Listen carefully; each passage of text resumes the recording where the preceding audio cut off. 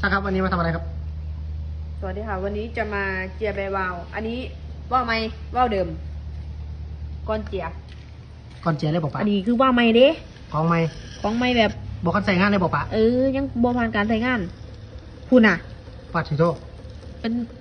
เติบนึงอ่ะมันคือติงเหรอปะแขนว่ามันจับโบตรงอยู่บอกปะอุ้ยมันกับบ่ปานนันดอกเอาแขนว่ามันคนอยู่บนระบบจับโบตัวอยู่บ่คุณน่ะอ้าวขีดนึงคุณน่ะว่าไม่เข็มตายเข็มตายบ่ดิบ่ตายบ่ตายเครื่องขีดขีดนึง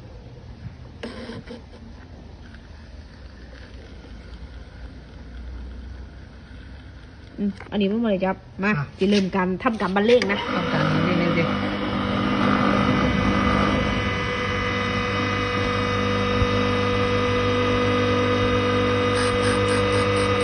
ของไม่บอกปะมึงกินเป็นเหรอปะของไม่ของไม่คุ้นอะไรวะเมื่อวานเนาะระวังเลยเขาไม่เจียเพื่อนมันโกงหรอปะจริงๆมันกับโบเจียกันเลยดิแต่กัดเจียดีกว่านะเจียดีกว่าเขาก็เจียต้องไปบดเพิ่มไหมบ่บดที่ยัง10 บาทด้วย10 บาทเดียวเจียมันดีกว่านะเดี๋ยวพวกมูกันปลาเขาบอกว่า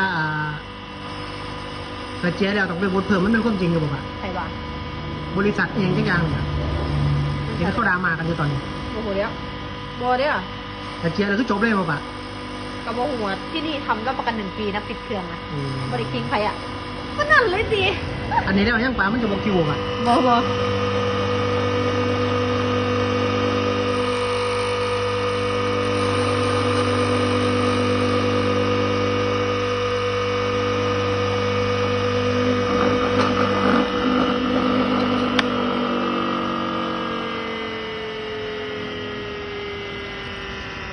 ทางเชียร์นี่จะเป็นในปลาจะขีดปลาชิโร่เข็มตายแค่นั้นบอกอันนี้ได้บอกปะมันตายอยู่ป่ะนี่เอาเขาอีกก็ได้เนี้ยอ้าวเข็มว่าตายอยู่ว่ะมันเป็นเข็มตายสุดจัดว่ะเข็มตายป่ะนี่กองยัง